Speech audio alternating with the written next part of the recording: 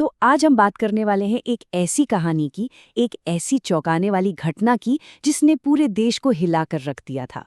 एक young talented Bollywood star की रहस्यमयी मौत और पीछे छूट गया एक परिवार जो आज भी जवाबों की तलाश में है। और यही वो सवाल है जो इस पूरे मामले के सेंटर में है। एक उभरता हुआ करियर अचानक खत्म हो गया, पर कैसे?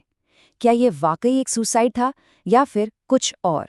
ये एक ऐसा सवाल है जो 10 साल बाद भी गूंज रहा है। 3 जून 2013, ये तारीख सिर्फ एक 25 साल की एक्ट्रेस की जिंदगी के खत्म होने की नहीं है। नहीं, ये तो न्याय के लिए एक दशक लंबी लड़ाई की शुरुआत थी। एक ऐसा केस जो आज भी उलझनों से, अलग अलग बयानों से और अनसुलझे सवालों से भरा पड़ा है। चलिए शुरू से शुरू करते हैं। कहानी को समझने के लिए हमें उस रात में वापस जाना होगा, उस फेटफुल रात जब मुंबई के एक अपार्टमेंट में सब कुछ बदल गया।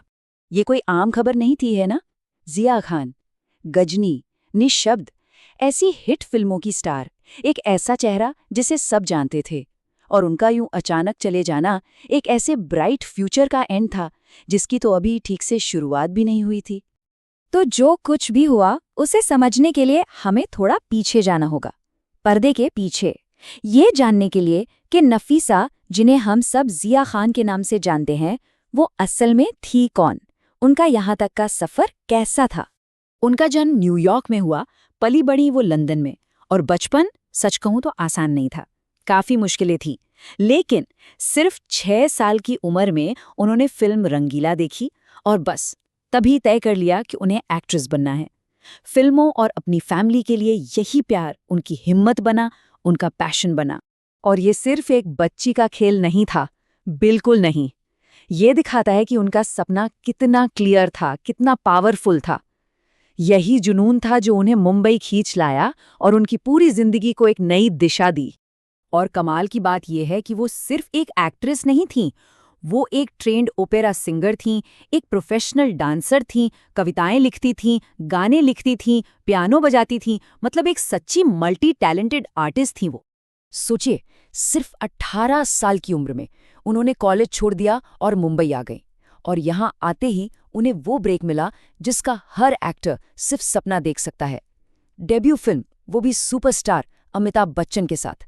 ऐसा लग रहा था मानो उनका बचपन का सपना अब हकीकत बन रहा था। और फिर आया साल 2012। ये वो साल था जिसने उनकी जिंदगी का रुख हमेशा के लिए बदल दिया। उनकी जिंदगी में एक शख्स की एंट्री हुई जो इस कहानी का एक बहुत ही अहम हिस्सा बना। उनके रिश्ते की स्पीड, आप यकीन नहीं करेंगे, सितंबर 2012 में वो फेसबुक पर मिले, अक्टूबर तक साथ रहने लगे, नवंबर में जिया ने उन्हें लंदन में अपनी फैमिली से मिलवाया, और दिसंबर आते आते उनके बीच पहली बड़ी हिंसक लड़ाई भी हो गई। सिर्फ 4 महीने और रिश्ता अजनबियों से लेकर एक सीरियस झगड़े तक पहुंच चुका था। और यहाँ ये समझना बहुत जरूरी है कि जिया उस वक्त अपने परिवार से हजारों मील दूर थी, एक नए देश में। सूरज उनकी दुनिया का एक बहुत बड़ा हिस्सा बन गए थे। उन्होंने इस रिश्ते में इमोशनली बहुत कुछ इन्वेस्ट किया था, और शायद यही बात उन्हें बहुत वल्नरेबल बना रही थी। अब जो प्यार इतनी तेजी से शुरू हुआ था, वो जल्द ही एक मुश्किल दौर में पहुंच गया। वो शुरुआती एक्साइटमेंट की जगह अब सीरियस झगड़ों और परेशानियों ने ले ली थी। 24 दिसंबर 2012, सूरज पंचोली ने जिया की मां राबिया को एक टेक्स्ट मैसेज भेजा, और उस मैसेज में उन्होंने खुद माना, ही इवन गॉट वायलेंट, यानी वो हिंसक भी हो गया था। जिया की मां के लिए ये पहला बड़ा रेड फ्लैग था कि उनके झगड़े किस हद तक जा रहे थे। इसके बाद जिया ने खुद अपनी मां को कुछ बहुत परेशान करने वाली बातें बताईं। उन्होंने बताया कि सूरज फिजिकली और वर्बली दोनों तरह से अब्यूजिव थे। वो दोस्तों के सामने दूसरी लड़कियों से फ्लर्ट करके उनकी डिसरिस्पेक्ट करते थे। ये सारी बातें एक बहुत ही टॉक्सिक रिश्ते की तरफ इशारा कर रही थीं। और बात जब शादी की आई तो दोनों परिवारों की कहानियां एकदम अलग अलग थीं। एक तरफ जिया की मां का कहना था कि सूरज शादी करना चाहता था, वहीं दूसरी तरफ सूरज की मां का कहना था कि उन्होंने तो अपने बेटे को जिया से दूर रहने की सलाह दी थी। अब सच क्या है? ये कॉन्ट्रडिक्शन इस केस को और भी ज्यादा कॉम्प्लिकेटेड बना देता है। चलिए अब वापस आते हैं 3 जून 2013 की रात पर, वो आखिरी घंटे। ये वो वक्त था जब जिया की प्रोफेशनल लाइफ में निराशा थी, लेकिन पर्सनल लाइफ में एक उम्मीद भी थी।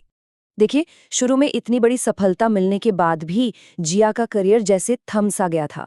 हाल ही में एक ऑडिशन में रिजेक्ट होने के बाद उन्होंने अपनी माँ से कहा भी, शायद बॉलीवुड में मेरा करियर आगे नहीं बढ़ेगा। साफ है कि उनका कॉन्फिडेंस कम हो रहा था। लेकिन करियर की इन टेंशन के बीच भी एक बहुत बड़ी खुशी की वजह थी।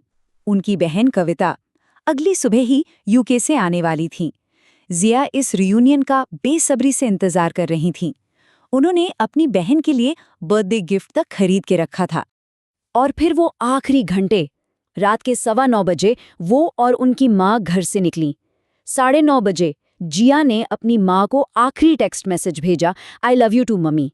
और फिर रात के करीब 11 बजे जब उनकी माँ घर लौटी तो उन्होंने जिया को उसी कमरे में पाया जो उनकी बहन के लिए तैयार किया गया था। ये एक ऐसी दिल दहला देने वाली खोज थी जिसकी किसी ने कल्पना भी नहीं की थी।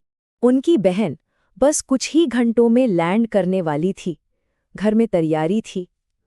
तो फिर उस रात उस अपार्टमेंट में आखिर हुआ क्या था? ये वो एक सवाल है जो 10 साल बाद आज भी जिया के परिवार को, उनके फैंस को, हम सबको परेशान करता है। और यही सवाल इस केस के बिल्कुल सेंटर में